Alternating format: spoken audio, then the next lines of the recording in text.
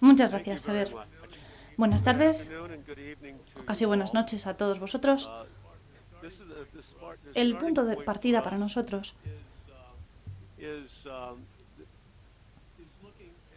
será mirar un poco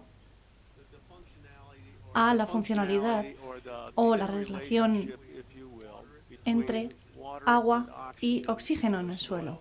De modo que si alguien os preguntara cuáles son las propiedades físicas del suelo,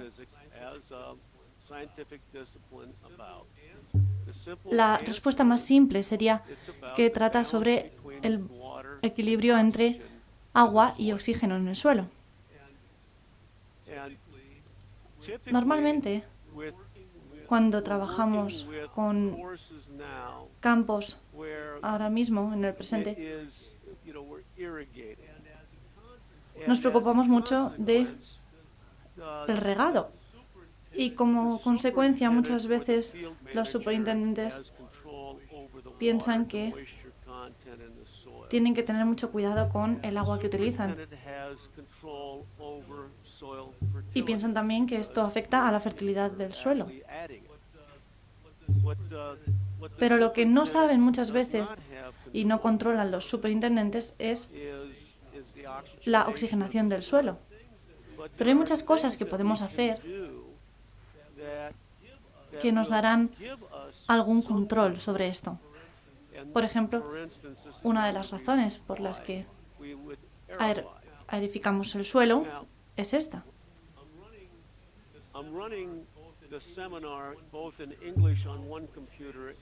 Sé que estoy haciendo la presentación en español, pero bueno, yo la tengo también abierta en inglés y estoy seguro de que el intérprete está haciendo su trabajo, ya que yo no puedo hablar tanto en español, no tengo ese dominio, así que vamos a hablar sobre el punto básico de inicio. Como decía, hay que comprender, interpretar e implementar el conocimiento, ya que de otra forma no nos sirve. Tenemos que ser capaces de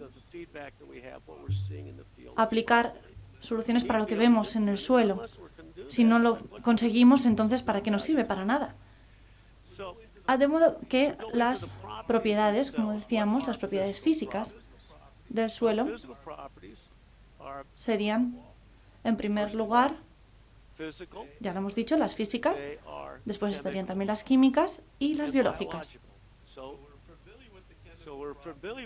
En cuanto a las propiedades químicas, por ejemplo, hablaríamos de nitrógeno, de fertilizantes. Podemos ver también algunas teorías secundarias. Muchas veces nos cuidamos demasiado de este tipo de propiedades. Y aquí tenemos un pequeño puzzle con las piezas que tenemos que hacer que funcionen en nuestro césped. Esta sería la más importante, la planta. Tenemos también el conocimiento, pero la planta es todo. Desde el punto de vista biológico, tenemos que pensar por qué aplicamos nitrógeno al suelo. Aplicamos nitrógeno al suelo porque la planta necesita nitrógeno como parte de sus tareas de fotosíntesis. Tenemos la clorofila, tenemos que capturar la energía del sol, tenemos que utilizar ese nitrógeno para realizar todas estas tareas, al igual que, por ejemplo, el fósforo es importantísimo. Glucosa, sucrosa. Y parte de todo esto es adquirir el dióxido de carbono, el agua también de la atmósfera y crear ese muro entre ambos componentes, creando esos azúcares. La planta de esta forma será capaz de exhalar oxígeno y después agua.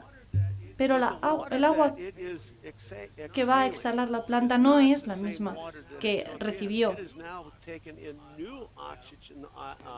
ya que cuenta con añadidos de nitrógeno y de oxígeno, y por lo tanto son moléculas completamente nuevas de agua. De modo que lo que expulsa el agua que expulsa la planta, es agua nueva. Así que tenemos a la planta, tenemos su comida, tenemos en marcha todo el proceso, y aquí es donde vemos qué ocurre con la planta cuando la planta muere. Porque a veces muere porque no cuenta con todos los mecanismos para crear esos azúcares que son imprescindibles para recoger la energía del sol. Y si no puede utilizar esos azúcares para repartirlas por sus raíces y por todas sus partes, todas las partes de la planta, entonces esa energía desaparece y el círculo ADP o ATP, para realizarlos, la planta tiene que tomar el oxígeno porque se oxidan los azúcares, de forma que puedan convertirlos en energía. Es el mismo proceso que nosotros realizaríamos en cada una de nuestras células, pero nosotros lo que exhalamos, lo que expulsamos es dióxido de carbono, y la planta realiza un proceso muy similar. Las buenas noticias para nosotros son que la planta no tiene que utilizar todo el azúcar que creas, de modo que hay parte que se queda en las raíces, y parte precisamente de saber que una planta está sana es que las hojas sean capaces de adquirir el oxígeno para hacer esa conversión energética y convertir esos azúcares en energía para esa oxidación necesaria. Y de este modo, la planta consigue recuperar esa energía empleada. Sin embargo, las raíces no siempre pueden confiar en las hojas para adquirir todos esos nutrientes que yo necesito para realizar mis procesos, de modo que tengo que ser capaz también como raíz de adquirir esos nutrientes del suelo. Muchas veces, en el caso de las granjas, tienen que conseguir que su suelo adquiera el agua necesaria, sea capaz de oxigenarse. Y nosotros lo que tenemos que hacer como granjeros de césped, en cierto modo, es asegurarnos de que también nuestro suelo consigue, tanto nuestros fairways como nuestros tees, como nuestros rods, tenemos que darles la oportunidad a nuestros céspedes de adquirir esos nutrientes a través del suelo. No solo fijándonos, por ejemplo, en temas como la arenosidad del suelo. Estas son las razones, como decíamos, por las que realizamos nuestro trabajo. Vamos a hablar en concreto ahora del suelo. Si tenemos una gran cantidad de sólidos en nuestro suelo, será más difícil entrar con nuestros taladros y con nuestras herramientas de aerificación. Será más difícil crear esos espacios para la oxigenación. También tenemos la luz solar, porque tenemos que tener cuidado de que esa oxigenación se realice de forma adecuada y todos los procesos puedan seguirse de forma adecuada. Como superintendentes, una de las cosas que recomiendo es que llevéis un pequeño diario y que sepáis exactamente cómo queréis evaluar en pequeñas partes de ese green Porque muchas veces se forman microclimas gracias a esa luz solar que recibe nuestro green. A veces tienen más estrés, a veces menos, pero puedes más o menos dirigir esta luz solar y manipular el suelo para que se ajuste a los movimientos de aire. Pero si no podemos ayudarles en este sentido a nuestros céspedes, entonces tendremos que conseguir que tenga suficiente suministro de luz solar. Y lo siguiente en importancia sería el agua. Si tenemos problemas con nuestros céspedes, normalmente lo que hacemos es mirar también la calidad del agua. Nosotros estamos haciendo investigaciones que se centran en esto porque es muy importante para las propiedades físicas del suelo. ¿Cómo está alcanzando las raíces el agua? ¿Llega a la suficiente profundidad? Entonces yo recomendaría utilizar al menos 10 o 15 milímetros, incluso puede que 20 milímetros para el humidificador, porque aunque muchas guías digan que 10 es suficiente, nos tenemos que asegurar de que el agua llega a la profundidad correcta. Lo siguiente que tenemos en nuestro puzzle es el aire. Tenemos el aire para muchísimas cosas, es importante en muchos sentidos. Refrigera la planta, en cierto modo.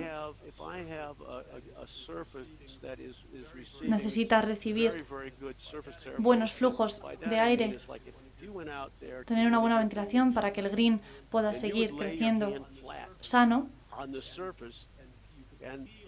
Y se puede sentir muchas veces la brisa a nivel del suelo, y así sabes muchas veces que esa brisa está ayudando y que en un día caluroso va a ayudar a nuestro césped. Y así sabemos, como nosotros mismos en un día caluroso, lo bien que se siente ese aire frío, esa brisa en nuestra piel. Pues exactamente igual le pasa a la planta. Si podemos tener una temperatura de la superficie de nuestro césped, como mucho, os diría, en unos 10 grados Fahrenheit, que serían unos 3 grados Celsius, como temperatura ambiente, bueno, eso sería, digamos, una buena temperatura que tiene que mantener un buen flujo de aire, pero si no lo tengo y si no consigo que esto sea así, la superficie puede estar perfectamente a unos 20 Fahrenheit o 5 o 7 grados Celsius. Para muchos de los céspedes eso puede crear una gran diferencia entre ese aspecto de estar sano y estar activo, o estar caído, que las hojas no se vean lo bastante sanas.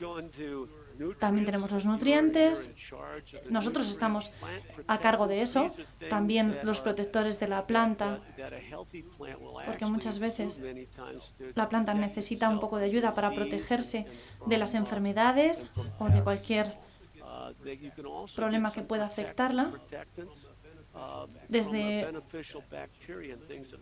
bacterias beneficiosas o microorganismos beneficiosos que sean buenos para la planta. Tenemos que siempre tener un suelo oxigenado, porque eso es lo que garantiza que estos mecanismos de defensa de la planta sobrevivan. También las modificaciones del suelo, de las que somos responsables.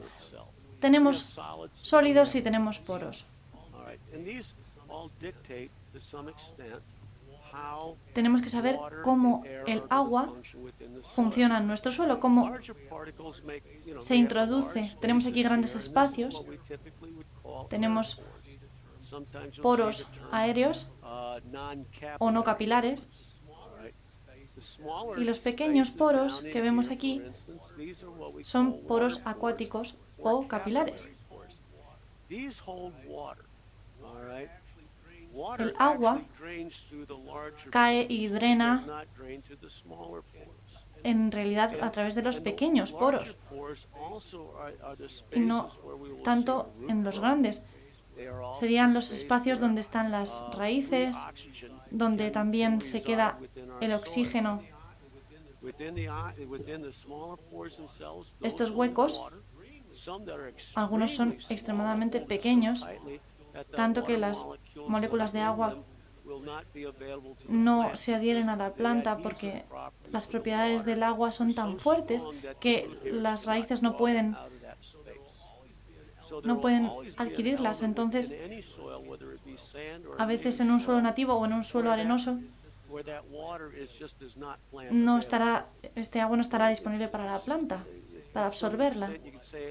Y entonces, ¿qué hacemos? Porque cuando llegamos a ese punto, ya tendremos a todos los responsables regando el campo de golf. Entiendo perfectamente que eso nos preocupe demasiado. Nosotros ya hemos pasado por ahí y ya hemos activado muchas veces nuestro sistema de riego antes de tiempo, digamos. Aquí tenemos las raíces, como decíamos, van por los espacios grandes y aquí se empezará a producir más materia de la planta, de modo que por aquí es por donde se va a desarrollar. Después están la materia orgánica, en los mismos espacios más o menos, porque una de las cosas que ocurre es que a medida que crece la raíz, se muere también, se regenera y en ese proceso se crea esa materia orgánica. Se ve en color verde y podéis ver perfectamente cómo a medida que las raíces se mueven en los espacios grandes, la materia orgánica empieza a quedarse también en las zonas donde aparece el agua, donde se mueve el agua. Y por eso el movimiento del agua puede ser lento y también significa que la penetración del oxígeno en este suelo va a ser más lenta y puede ser un poco más complicada de obtener. Por esta razón, es muy importante obtener datos sobre los organismos que viven en este suelo, porque van a empezar a crear un ambiente tóxico. Pueden empezar a crearlo a medida que se acaba el oxígeno y no es un lugar donde nadie quiera vivir, ¿verdad? Un ambiente tóxico. Así que aquí tenemos también una repelencia al agua que empieza a crearse a medida que se desarrollan las raíces y el resto de la planta y puede venir provocada por distintas cuestiones.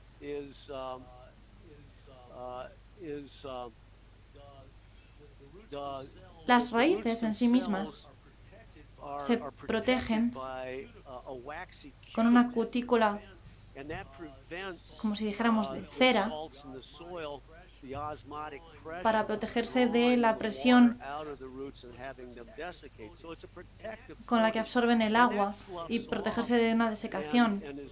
Por lo tanto, cuando muere y se regenera, también crean esas zonas de repelencia al agua, como cualquier cera que conozcáis vosotros provocaría en una zona, en un terreno. Y una vez que se empieza a secar, la raíz se vuelve hidrofóbica y también repele el agua. Y esos nutrientes se quedan, por ejemplo, en la zona de arriba y se pierden. Y puede literalmente repeler el agua. Lo vemos a veces en nuestros greens. A veces en la superficie vemos claramente donde no hay suficiente agua y ahí es donde tenemos que trabajar. También tenemos, a medida que avanza el proceso, carbonatos. Estábamos hablando antes sobre la calidad del agua como problema en ocasiones en los green y la contaminación en el agua como uno de los factores importantes. Uno de los agentes que actúan en este sentido son los carbonatos. Cualquier forma de carbonato en el agua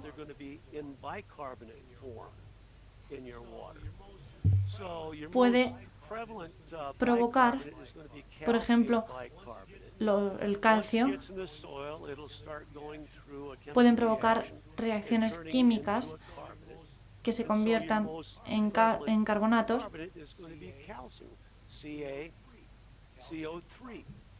Y el carbonato de calcio puede aparecer, CO3,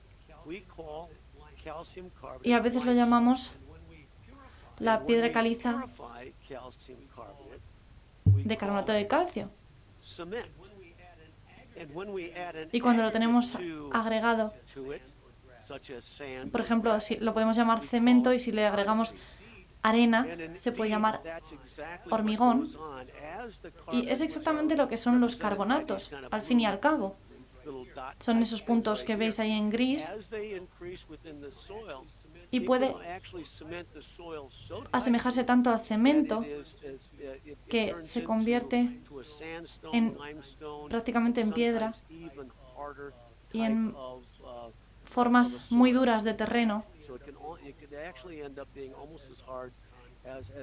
casi tan duro como si dijéramos hormigón. Por esta razón, esta cementación, este proceso que tiene lugar, lo podemos tratar, tenemos que estar al tanto. Aparece también en el proceso el sodio, es muy común en el agua, ya lo sabemos, y si tenemos sodio y si tenemos los carbonatos, en algunas partes de México, por ejemplo, o en algunas zonas de Estados Unidos, especialmente en el sudoeste,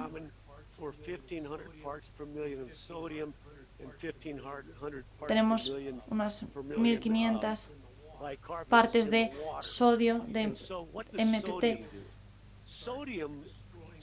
de sodio en el agua y puede romper las partículas, puede romper también las partículas orgánicas y de este modo el agua se puede estancar,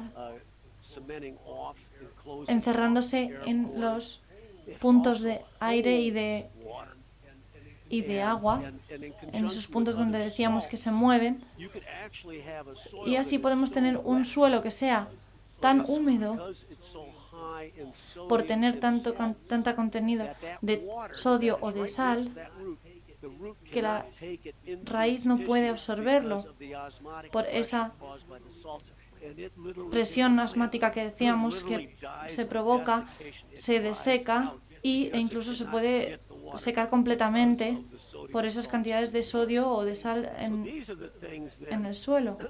Son algunos de los problemas que pueden destruir totalmente las raíces, y una de las cosas que miramos siempre es ser capaces de reconfigurar nuestros suelos, reenergizar y volver a equilibrar los poros aéreos con el agua. Y también, cuando empezamos a ver productos que se venden también online, hay algunos que neutralizan los carbonatos, que trabajan más también en el sodio o en las sales. Y uno de los factores más importantes es que son correctos para nuestro césped. Las sales, aunque ya hemos hablado de ellas, bueno, estaban en la siguiente diapositiva.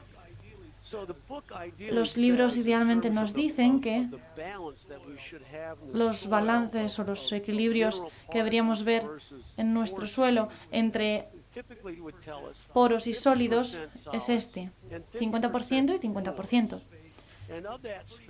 Y de este espacio de poros sería una distribución, la ideal, entre 25% y 25% de agua y de aire. En realidad, no es así. En el mundo real es de otra forma. Lo que normalmente vemos es que hay un 55% de sólidos y un 45% de poros. De hecho, el 30%, cuando tenemos una nueva arena, tiende a ser un 30% de poros de aire y un 15% de poros de agua. A medida que nos movemos, a medida que el green también envejece, digamos, madura, vemos que en realidad el propio green, el propio césped y la materia orgánica que se deposita en él también a través del agua van cambiando esta situación. De modo que en 2-3 años podemos tener este aspecto en nuestro green. Un 60% de sólidos y un 40% de poros, entre los cuales se repartiría un 15% en aire y un 25% en agua, a raíz de esas modificaciones que se han ido llevando a cabo en nuestro green, acabando en estas proporciones que estamos viendo aquí. Algunos de estas medidas en el 60% de los sólidos también nos pueden afectar al juego. En el mundo real lo que tendríamos que intentar tener es un 20-20. Y tenemos que empezar a trabajar para ello. Y nuestros objetivos sostenibles deberían ser los siguientes. Un 20% de poros aéreos. Si tenéis greens que tienen sol todo el día y que tienen un gran flujo aéreo en la superficie, un 15% podría ser una gran cifra de poros aéreos. Pero si tenemos un green que tiene un poquito más de sombra, o si tenemos, por ejemplo, algunos problemas con corrimientos de tierra, entonces tenemos que ir hacia un 20%. Por eso también os decía antes que hay que llevar un diario con un pequeño análisis de nuestro green y también para controlar ese flujo de aire en la superficie, porque puede haber diferencias en el propio green. Sombra, sol y también el flujo de aire. Y todo esto influye. Uno de los laterales, por ejemplo, puede ser el que sufra más esa corriente de aire. Muchas veces tenemos una ladera, una zona que cae más, o un búnker, y entonces en esa superficie probablemente haya una distancia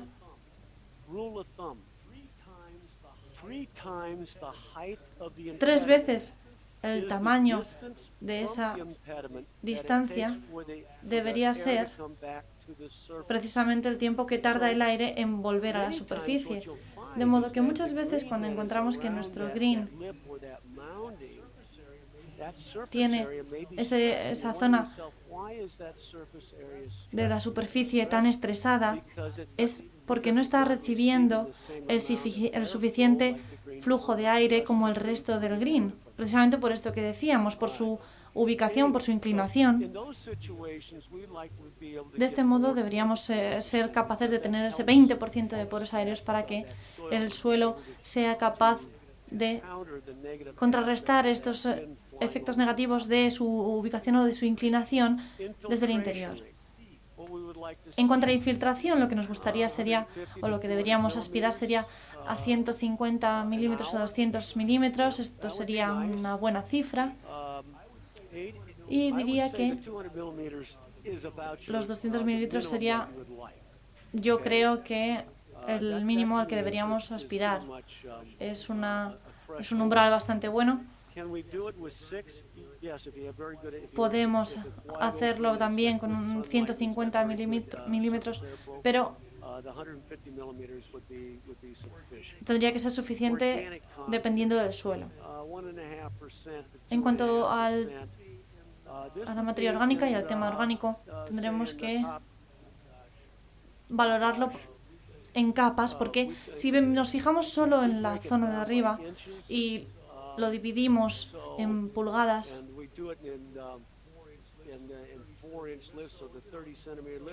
unos 4 centímetros sería por pulgada.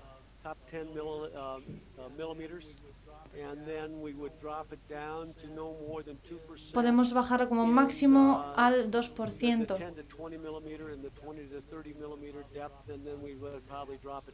Y después, a medida que descendemos, tendría que bajar hasta 1,5%.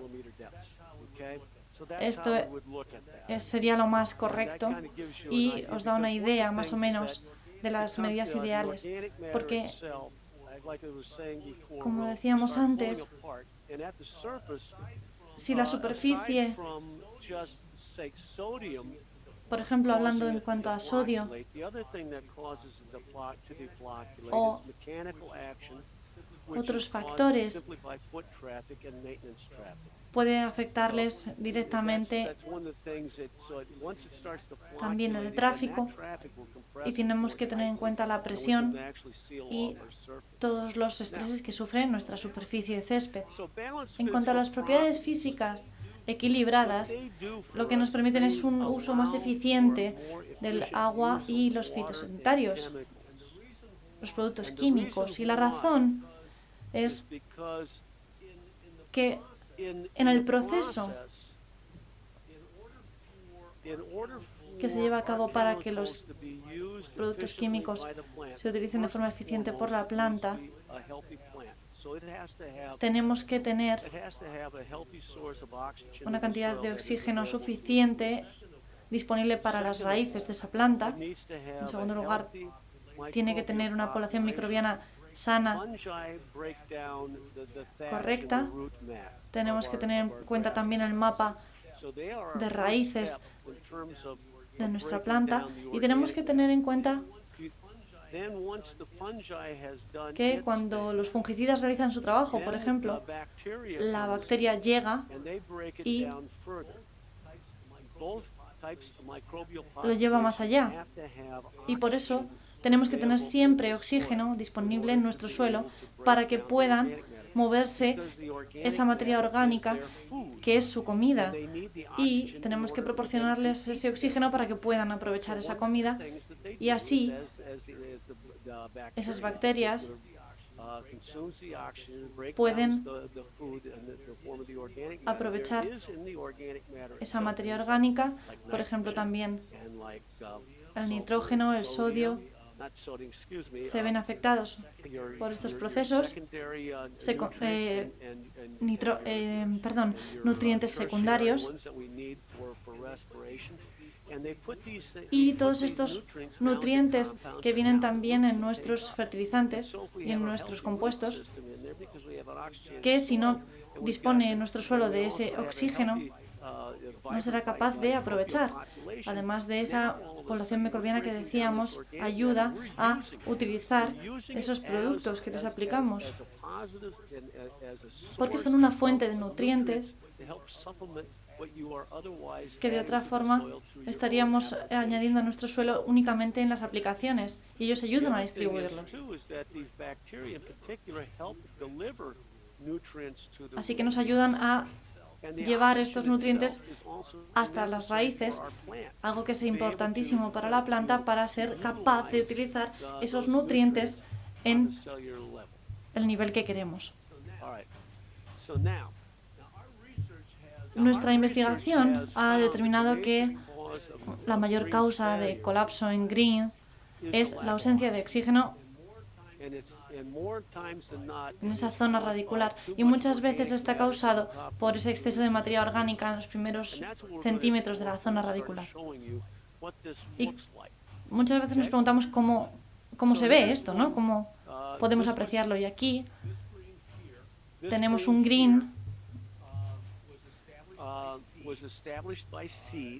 que se plantó con semilla,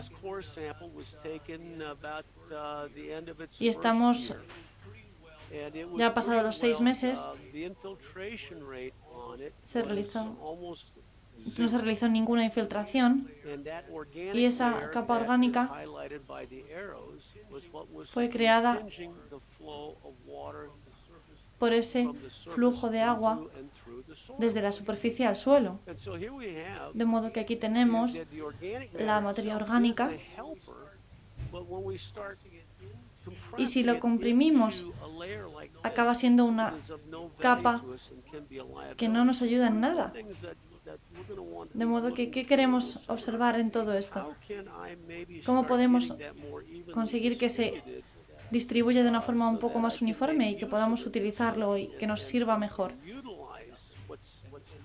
Sobre todo todos esos nutrientes que se han quedado ahí, y utilizarlos en combinación con mi programa de fertilización. Bueno, pues aquí vemos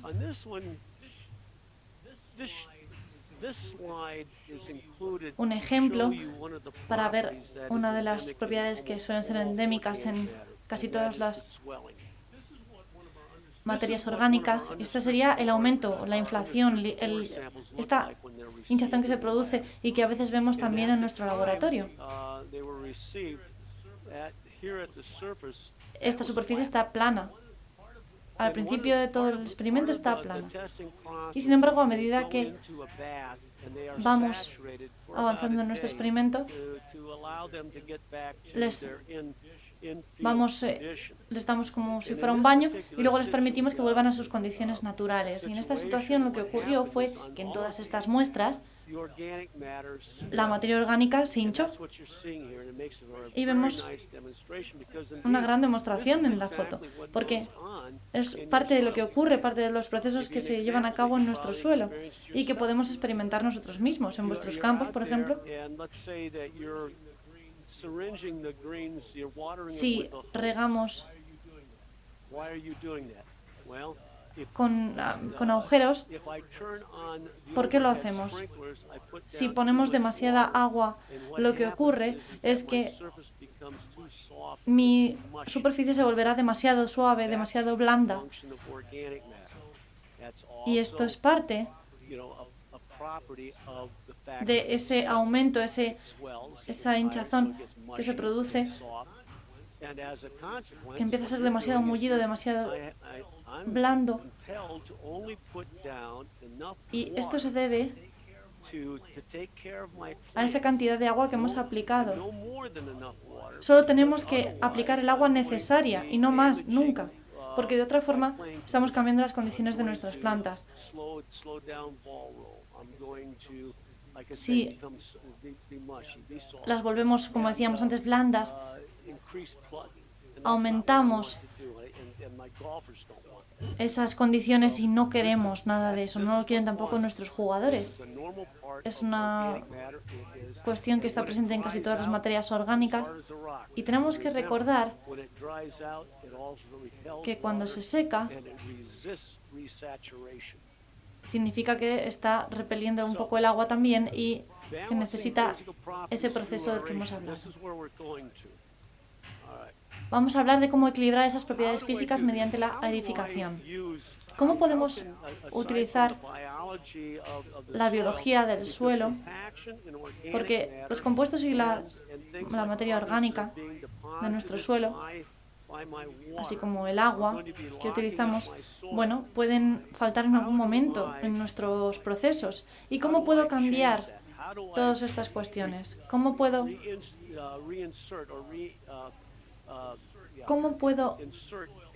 reinsertar esos poros aéreos en mi suelo para que vuelvan a producirse esos movimientos que nos ayudan? Normalmente deberíamos hacernos 7 preguntas. La primera, ¿con qué frecuencia debería aerificar? La segunda, ¿a qué profundidad? Tercera, tamaño del taladro. La cuarta, separación entre agujeros que tengo que dejar. La quinta sería, ¿debería usar taladros sólidos o huecos? La sexta sería, si debo llenar o no los agujeros o dejarlos abiertos. Y la séptima, si los lleno, ¿con qué material debería hacerlo?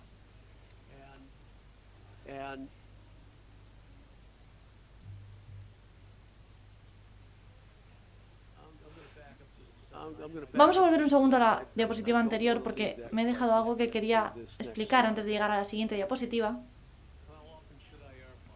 ¿Con qué frecuencia debería aerificar? Bueno, cuando empecé en este negocio, en el 74,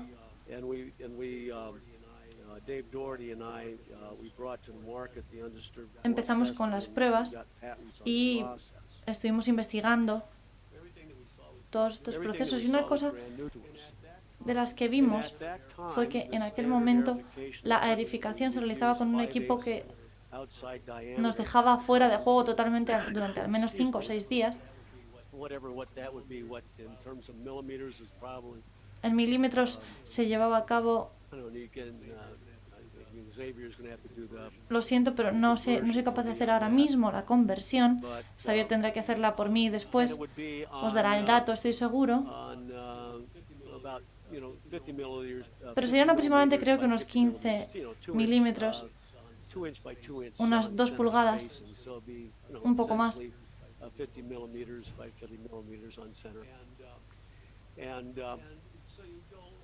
De modo que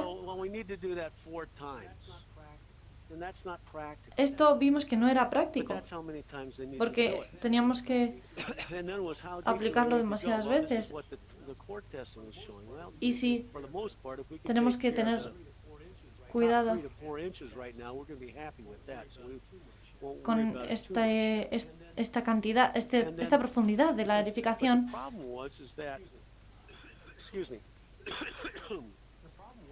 El problema, como decía, con la aerificación era que no podíamos manejar todo esto. Y entonces un superintendente de Florida dijo que quería dedicar menos tiempo y utilizar un tamaño del taladro menor para hacerlo en más cantidad de superficie. Un 10,2% del green, con un espaciado, perdón, un 7,6%, con 1,5 de separación, y de esta forma esa aerificación no bloqueaba y podía llevarlas a cabo sin ningún problema, y además en casi cualquier superficie, casi cualquier campo de golf. De este modo, este superintendente vio que lo que tenía que hacer era, cada vez que realizaba esa aerificación, hacerlo en una mayor superficie de su campo. Cuando realizamos esa aerificación, lo que queremos saber es que va a ser efectiva. Es lo principal. Y aquí, en esta siguiente diapositiva, podemos ver un poco sobre este tema. ¿Cómo conseguimos que esta materia orgánica que se está acumulando ahí se mueva entre esos primeros 10-15 milímetros? ¿Cómo podemos conseguir que vaya hacia abajo? Bueno, pues aquí tenemos una forma. Aquí vemos perfectamente cómo se ha movido con el agua. Aquí también tenemos con hidroject. El anterior era sólido. Y este es el hidroject que consigue que penetre más profundamente en la tierra, en el suelo, y esta es una de las formas de aprovechar ese regalo que nos ofrece la madre naturaleza. Ahí está nuestra habilidad para prolongar ese regalo y aumentar su incidencia en nuestro suelo, consiguiendo que esa materia orgánica vaya más abajo y se extienda en profundidad. Si tenemos esta materia orgánica, podemos conseguir que se mueva y de este modo las bacterias aeróbicas pueden seguir trabajando en nuestra planta.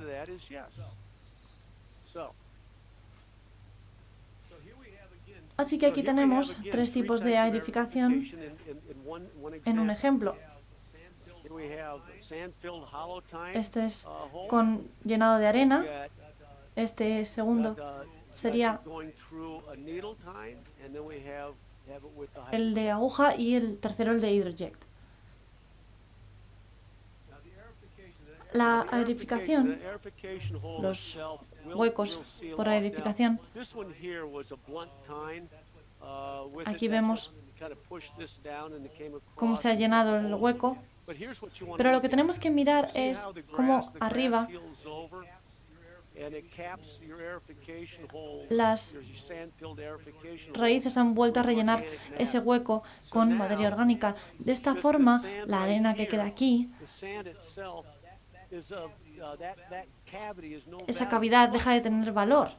Pero si pudiéramos cortar este agujero, podríamos ver que es perfectamente útil de nuevo. A esto lo llamamos venting y es una de las cosas más útiles que podemos hacer a la hora de rellenar nuestros agujeros de aerificación con arena.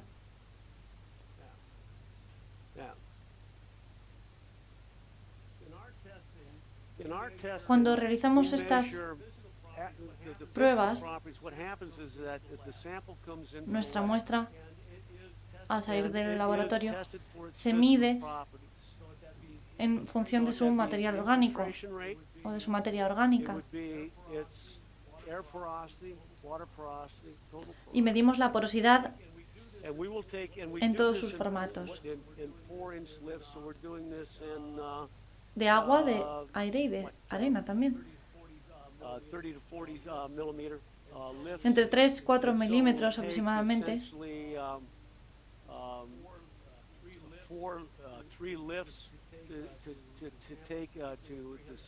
Para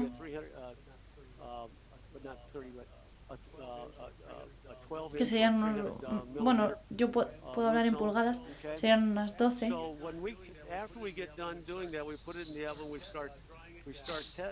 Y aquí vemos cómo hacia abajo, en este punto, se libera el agua y vemos las capas perfectamente diferenciadas. Después de esta zona, vemos cómo desaparece esa primera capa. Tenemos la segunda capa en la que están todas las partículas y empieza también la parte del rellenado con arena y esa materia orgánica, y esto funciona también para esa tercera y cuarta capa.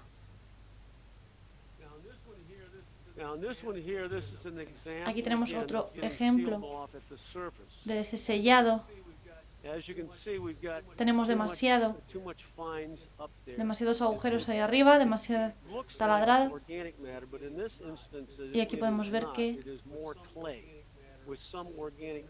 la materia orgánica no se ha repartido bien.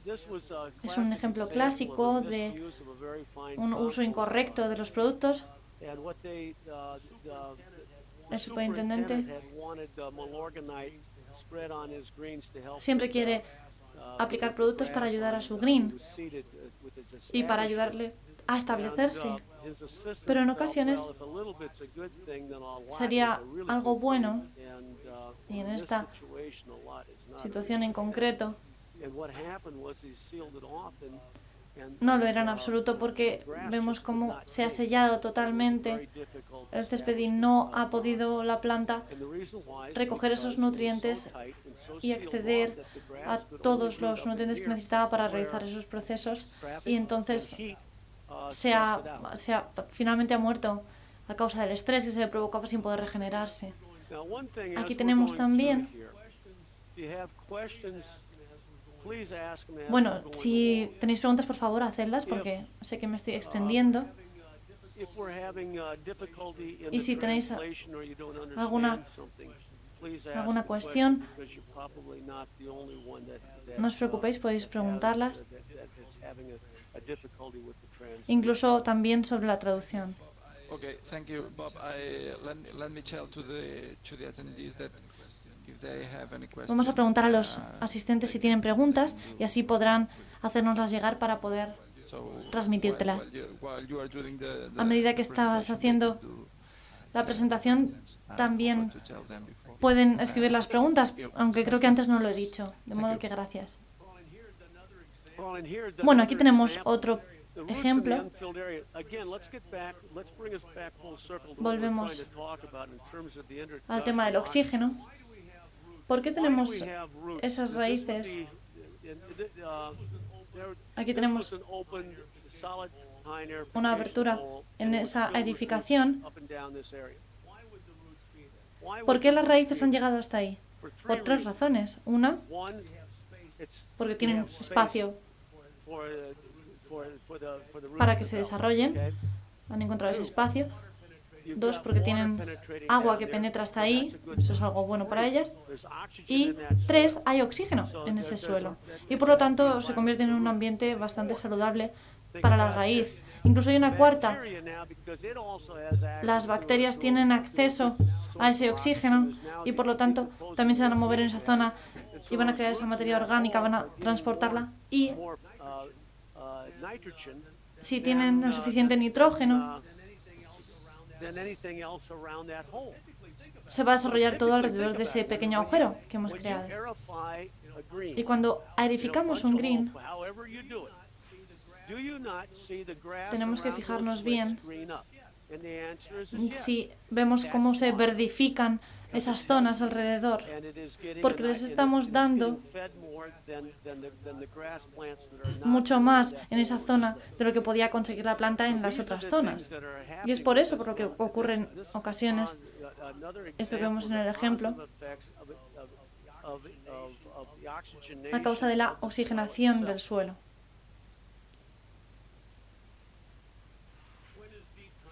¿Cuándo necesitamos realizar un pinchado en profundidad?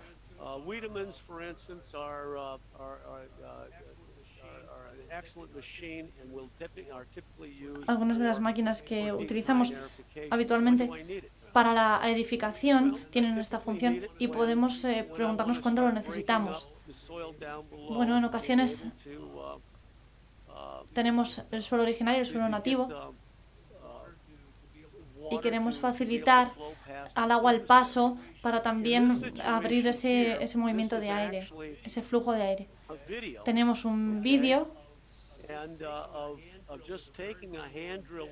en el que se puede ver cómo hay un área extremadamente difícil en el propio suelo. Y lo que hicieron fue hacer una plantilla de huecos para poder colocar un poquito realizar esa pequeña aerificación y saber con ese taladro. Únicamente en esta zona, veis que se han centrado en ese lateral y así pueden rellenar luego los huecos. Pero esto es algo que intentamos evitar. Hay muchos químicos trabajando ahí abajo, muchos productos. Y la razón por la que este green tiene este aspecto es porque no podía acceder el agua y los microbios, la fauna microbiana que había en ese suelo se había vuelto anaeróbico y por lo tanto estaban contaminando totalmente ese suelo y por esa razón había que quitarlo, que retirar todos esos elementos para que la tierra, el suelo pudiera volver a respirar. Pero vamos a hablar de los greens basados en suelos en sólido. ¿Cómo podemos mantener un césped sano con estos suelos? Si tenemos algo que se parece a esto, a esta compactación, entonces tenemos un suelo bastante pesado, bastante complejo. En primer lugar, es importante para nuestros jugadores. Aquí tenemos un pequeño ejemplo. Por la mañana, veis las huellas que han dejado, todos alrededor del banderín. Y el cálculo se realizó en función de estas pisadas y de la compactación que se había llevado a cabo con este proceso. Y sería el mismo que el de un dinosaurio o un tanque de la Segunda Guerra Mundial. El mismo efecto. De modo que una de las cuestiones que tenemos que tener en cuenta es que cuando intentamos, como decíamos, modificar ese suelo, tenemos que tener en cuenta esa arena que tenemos, porque no se va a compactar únicamente porque pisen por ahí un montón de jugadores, sino que tiene que resistir esa compactación si tiene el suficiente oxígeno y la suficiente agua para desplazarse también. Así que una de las razones y una de las cuestiones que tenemos que tener en cuenta, como decíamos, y que será práctica para nosotros, será que si podemos y que queremos, deberíamos centrarnos en hacer ese top dressing de nuestros green. No tiene que ser pesado, tiene que ser mucho mejor si lo hacemos de forma frecuente y muy light, muy ligera. Tenemos que intentar realizar un top dressing frecuente y ligero, como decíamos, para que darle al césped esa oportunidad de recuperarse, porque es muy saludable realizar ese ejercicio con el verticutter, ese verticut, porque esas tareas son necesarias para que nosotros podamos crear ese espacio que necesita nuestra planta y que debemos aplicar también en conjunto con ese top dressing, y los beneficios que obtendremos serán múltiples. Es una gran forma de empezar a cambiar la composición del suelo en un green arenoso. También crea una superficie de putting green consistente y también crea una superficie de putting green muy fiable, muy estable. De esta forma obtendremos una superficie firme y consistente para nuestros jugadores. De modo que decís, bueno, vale, vamos a hacerlo, pero probablemente os preguntéis si es útil realizar esa edificación de la que hablábamos, y os diré que es un poco más problemático, porque la respuesta es sí, pero os diré cuál es el pero. Si retiramos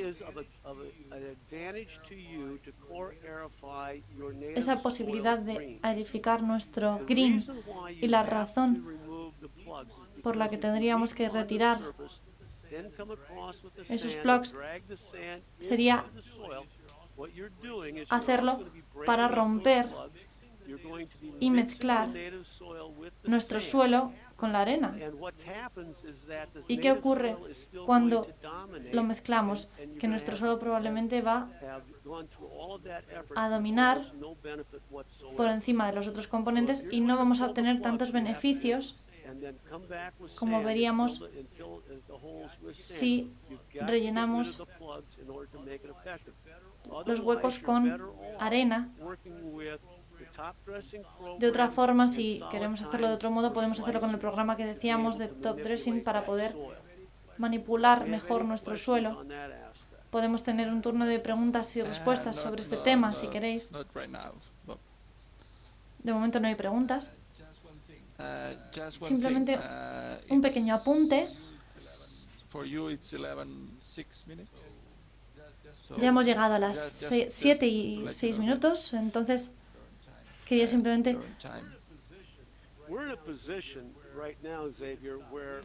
Bueno, Xavier podría parar ahora, pero simplemente hemos entrado en la biología básica y estamos empezando a entrar en cómo envejece nuestro césped y cómo realizamos esa aerificación. Hemos visto ya un poco el tema de los suelos arenosos. No sé si todos tienen greens arenosos entre los oyentes, pero vamos a ver otro tipo de greens también y vamos a ver otro tipo de suelos. Sin embargo, el mismo tipo de problemas que vemos en los greens de los que hablábamos, podemos tenerlo en suelos nativos. Y en algunos casos, en algunas situaciones, podemos ver que las opciones no son tan ventajosas, porque si nos hemos desenvuelto con un green nativo y hemos escogido una mala arena para realizar nuestra base, bueno, son cosas que tenemos que mirar siempre y que tenemos que tener en cuenta. Son muy importantes porque en este punto creo que es un poco tarde para hablar sobre la arena que utilizamos aquí en Estados Unidos, porque no tiene nada que ver. Tenemos greens sólidos, tenemos greens arenosos, tenemos greens en los que se ha utilizado la técnica de top dressing y tenemos que tener en cuenta que todas estas cuestiones crean en cuanto al tema de la arena una diferencia increíble para nuestros greens.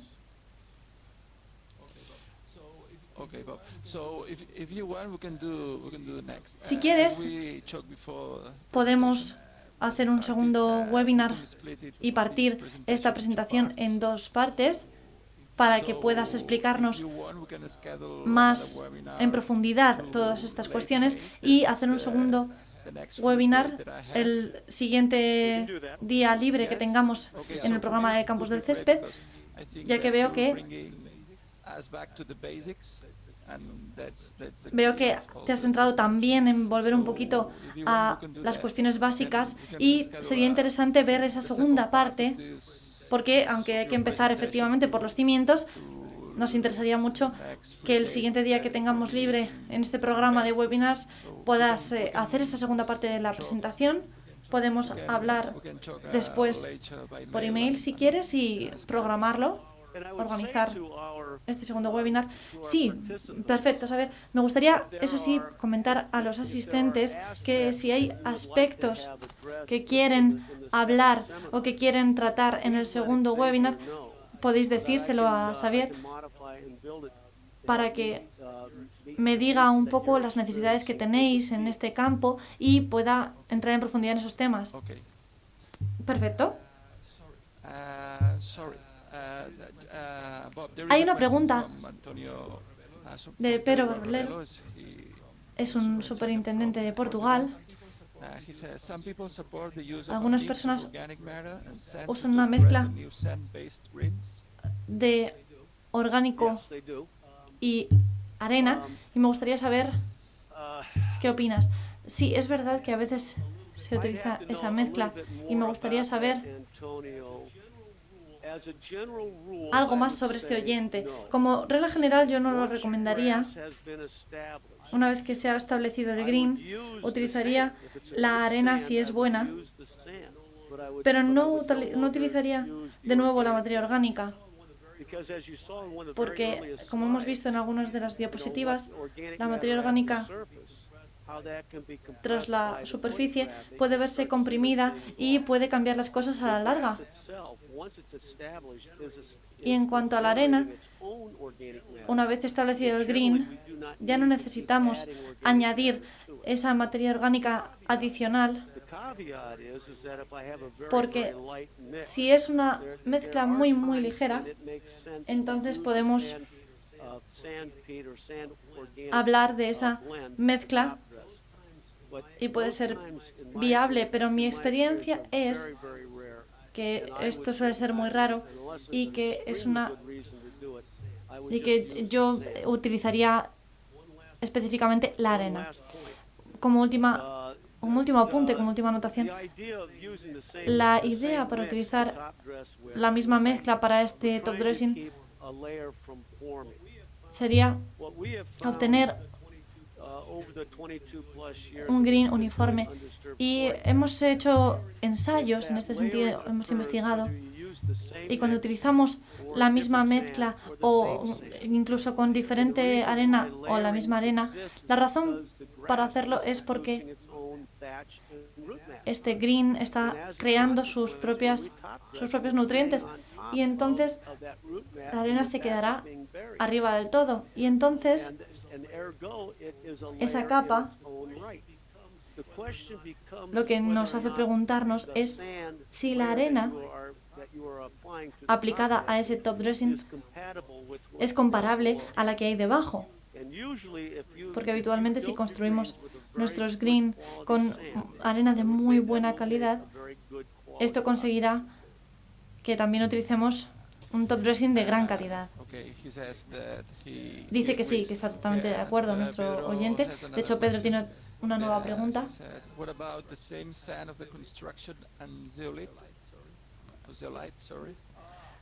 ¿Utilizarías la misma arena y zeolite? Bueno, primero tendría que asegurarme de que estamos, como decíamos, utilizando productos de gran calidad, incluido también el zeolite. Hay muchos sitios que proporcionan zeolite en todo el mundo, pero muchos son productos que no desearía que nadie pusiera en sus green. El beneficio de utilizar este zeolite es que tiene unas proporciones muy altas de componentes, entonces podemos utilizar un 5% en cuanto a ratio de mezcla y creo que para nuevas construcciones es una buena opción. De modo que un suelo con zeolite en todo el green puede ser una buena opción. Sé que así de esa forma obtendremos una retención de los nutrientes bastante correcta. Y una vez dicho esto, yo trabajo con zeolite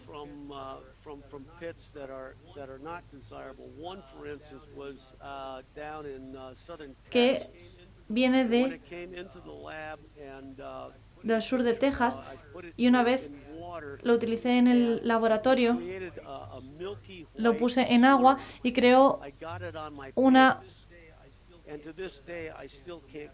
especie de mezcla lechosa. Cayó en mis pantalones y ya no he podido volver a quitarlo jamás. No sale, es una mancha que jamás saldrá y cuando lo coloqué en una mezcla con una fantástica arena, bueno, no funcionó muy bien, de modo que lo que hay que vigilar principalmente es el producto y si encontramos uno que sea realmente un producto fantástico, bueno, entonces sí. ¿Que si lo utilizaría con top dressing? No, no lo haría. ¿Lo usaría con agujeros mixtos de aerificación? No, tampoco. Probablemente tampoco lo utilizaría en combinación con esta técnica porque, aunque tenemos un ratio de intercambio muy alto, los superintendentes normalmente les gusta tener de 6 a 8 mil equivalents en términos de fertilización del suelo.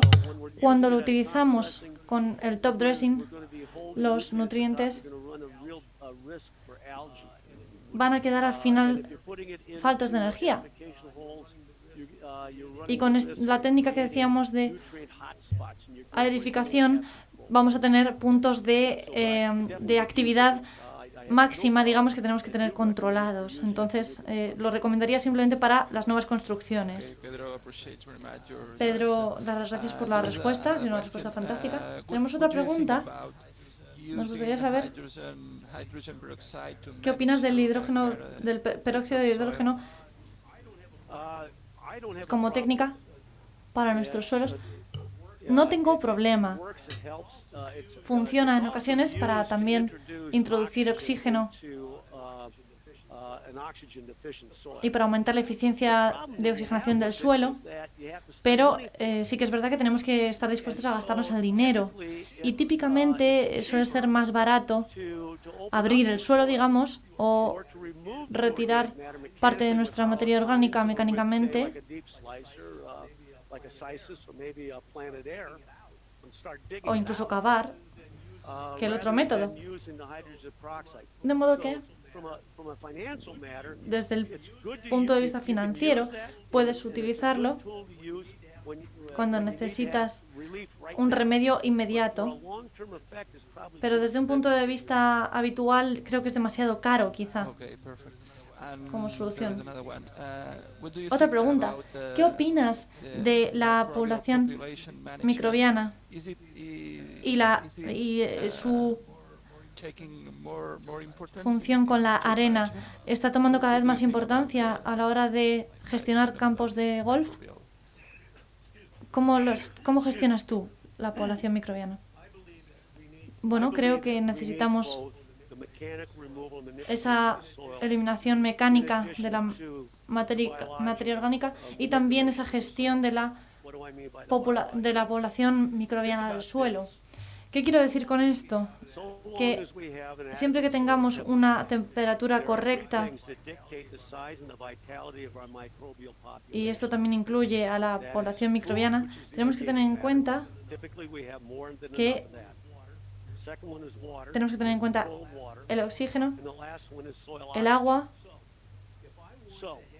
y otros factores. Si queremos una superficie y una población microbiana aeróbica sana, entonces tenemos que intentar que nuestras plantas, nuestro césped, obtengan todos los beneficios de esa población microbiana. Y será necesario para eso que yo haga todo lo que pueda, todo lo que esté en mi mano, para ayudar a mantener un suelo bien oxigenado. Lo que esto significa es que tengo que tener un suelo con un hidróxido de carbono y otros gases que se generen gracias a esa población microbiana, que se puedan liberar, y de esta forma los nutrientes que sí que queremos que se queden en el suelo puedan penetrar, eliminando el exceso de agua, el exceso de gases, el exceso de cosas que no necesitamos, porque mis raíces están en competición con esa población microbiana y compiten por esos nutrientes. Más de un 20% de la atmósfera es oxígeno y solo un 3% de la atmósfera es nitrógeno.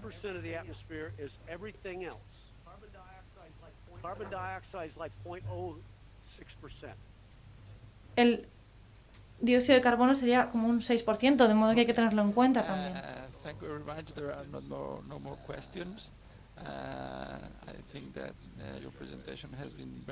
Creo que tu presentación ha sido extremadamente interesante. Espero que te guste la idea de hacer una segunda parte para este webinario. Hablaremos después para fijar una fecha, de modo que muchísimas gracias. Es todo por mi parte. Por favor, déjame despedirme en español de la audiencia. Gracias por todo. Pues pues nada, pues como veis, la presentación de Bob Popol da para mucho, así que como considero que que es muy interesante el tema, pues haremos una segunda parte hacia finales de mayo. O sea que, bueno, seguiremos hablando. El próximo webinar será el 6 de abril. Y volveremos a colaborar con la profesora Elizabeth Gertel de Auburn University. O sea que es una gran comunicadora y una especialista en gestión de céspedes a nivel mundial. O sea que tendremos el placer de volverla a tener con nosotros. Ya fue la primera profesora a nivel internacional que tuvimos y es un placer para mí pues volver a colaborar con ella. Entonces, por mi parte nada más, agradecer de nuevo a nuestros patrocinadores que con su ayuda pues vamos ofreciendo estas píldoras de formación. Okay, Bob, so Así thank que you muchísimas again. gracias, Bob. And De nuevo, want to say goodbye gracias por to the todo. attendees. Si te quieres despedir de los asistentes, gracias por todo, gracias por haber pasado vuestro tiempo Okay, conmigo. I'm sure that Estoy they seguro de have que habrán enjoyed a disfrutado lot. muchísimo de la presentación, Bob. Okay. Okay, so pues muchas gracias a todos y hasta el día 6 de abril. Okay, Bob, thank you very much. Let's keep talking. Okay. Okay, bye bye.